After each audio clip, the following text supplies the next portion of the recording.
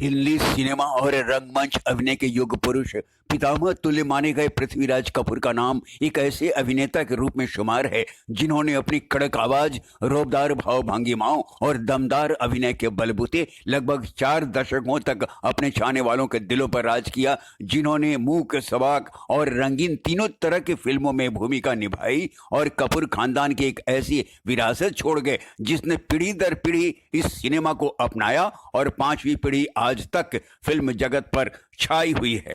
एक police sub inspector दीवान बशेश्वर नाथ कपूर के सुपुत्र पृथ्वीराज कपूर का जन्म फैसलाबाद के समुद्री नामक तहसील में 3 नवंबर 1906 को हुआ, जो पाकिस्तान अंतर्गत पंजाब में अवस्थित है। मात्र 3 वर्ष की उम्र में मां की मृत्यु हो गई। प्रारंभिक शिक्षा लायलपुर और लाहौर में रहकर पूरी की। जब पिता का तबादला पेशावर में हो गया, आगे की पढ़ाई वहां के एडवर्ड कॉलेज से की। 1 साल तक कानून की शिक्षा भी ली, मगर थिएटर की ओर रुझान के कारण पढ़ाई छोड़ दी। महज 18 वर्ष की उम्र में ही 15 वर्षीय रामशरणी मेहरा कपूर के साथ विवाह हो गया। उनके 6 बच्चे हुए, जिनमें राज कपूर, शम्मी कपूर और शशि कपूर मशहूर अभिनेता व निर्माता हुए। 3 बेटियों में एक की मौत निमोनिया से तथा दूसरी की जहर खाने से हो गई। शेष एक बेटी हुई, उर्मिला सियाल कपूर।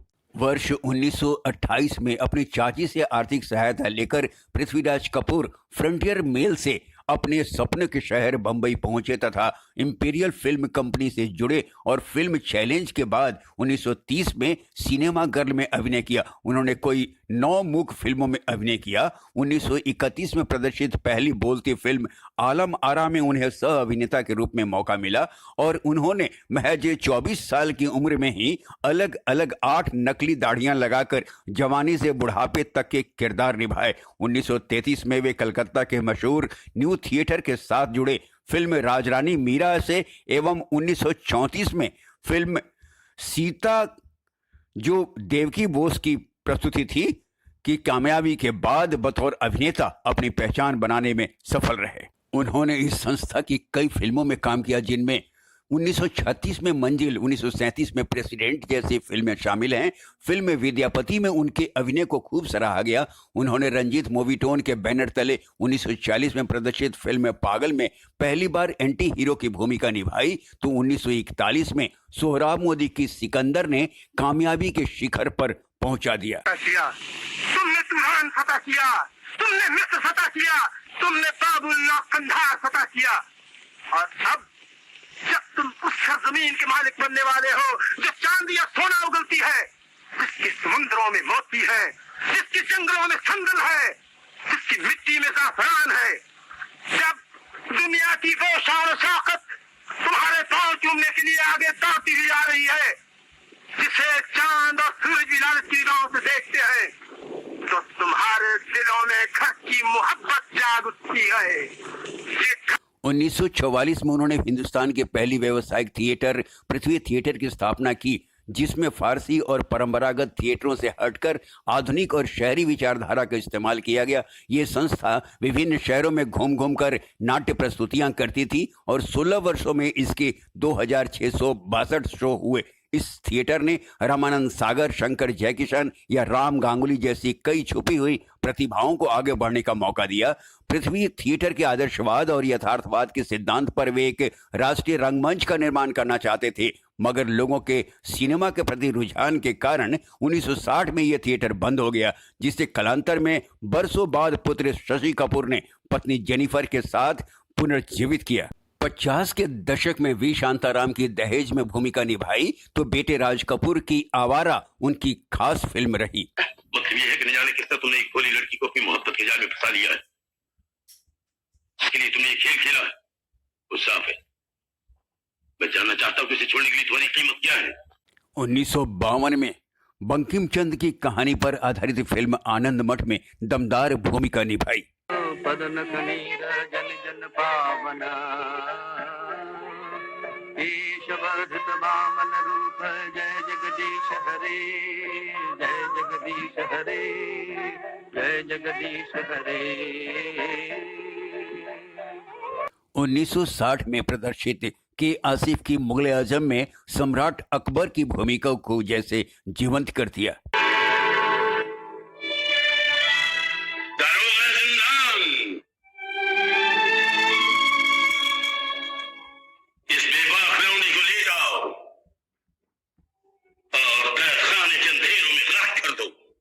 तो फिल्म हरिश्चंद्र तारामती में अपनी भावपूर्ण अभिनय से दर्शकों को आकर्षित करने में सफल रहे। जगत भर की रोशनी के लिए, करोड़ों की जिंदगी के लिए, सूरज रे जलते रहना, सूरज रे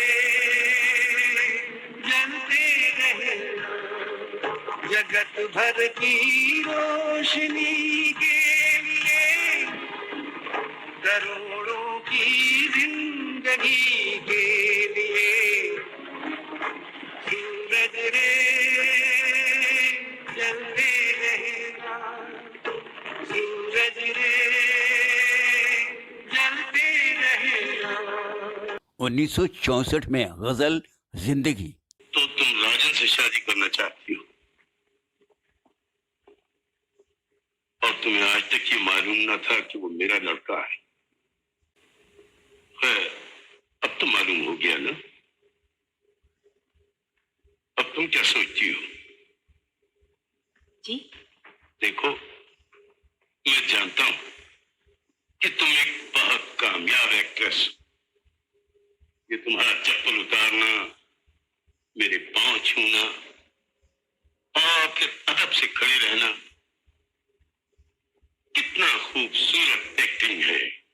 जहां आरा रहे औरंगजेब, सल्तनत मुगलिया का दारोमदार मजहब और फिरका परस्ती पर नहीं, बल्कि प्यार, मोहब्बत और रवादारी के उसूलों पर कायम है, जिनकी बदौलत हमारे दादा मरहूम अकबर आजम कहलाए। तुमको राह के अंधेरे गार में गिर चुके हो। और राजकुमार। ये सब मेरी वजह से हुआ। नहीं बेटे, माफी तो हमें तुमसे मांगनी चाहिए। हमने तुम्हारे साथ अन्याय किया है बेटे। नहीं, भगवान तुम में सब पुत्र हर किसी को दे। बेटे, आज समस्त प्रजा के सामने हम अपने रक्त से तुम्हारा राज तिलक करेंगे। जैसी फिल्में प्रदर्शित हुई, 1965 में आसमान महल में न भूलने वाली भूमिका निभाई तो सिकंदर ए आजम जैसी फिल्में खास रहीं।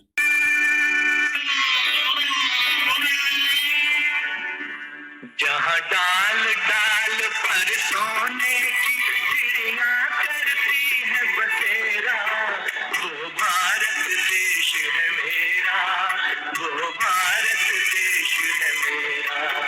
जहाँ डाल डाल पर सोने की चिड़िया करती है बसेरा, वो भारत देश है मेरा, वो भारत देश है मेरा।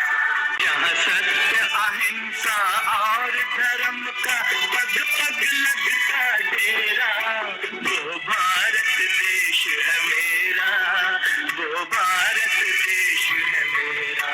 1966 में लाल बंगला आखिर तुमने अपने जुर्म का इकबाल खरीद लिया और ये रात फिर न आएगी। किया है, उसे सजा मिलनी ही चाहिए। जैसी फिल्में रहस्य रोमांच से भरपूर रहीं।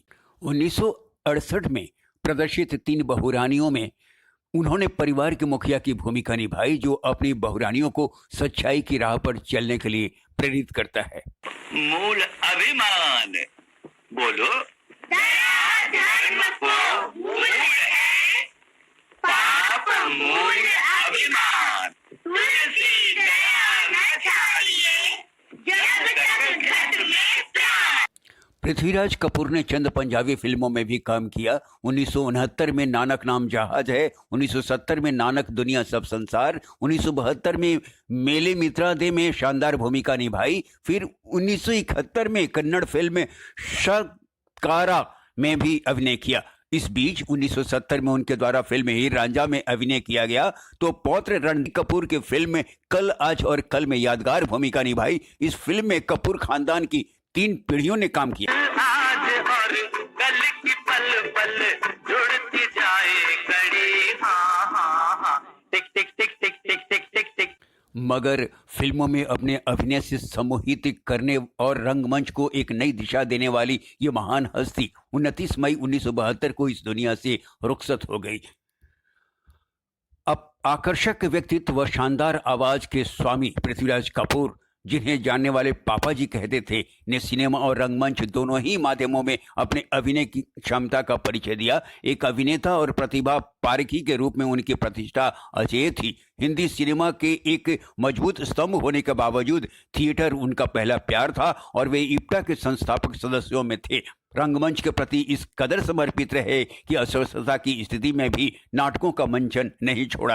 कहते हैं उन्होंने विदेश भ्रमण को जाने वाले एक सांस्कृतिक प्रतिनिधि मंडल के प्रतिनिधित्व की तत्कालीन प्रधानमंत्री पंडित जवाहरलाल नेहरू के पेशकश को भी ठुकरा दिया।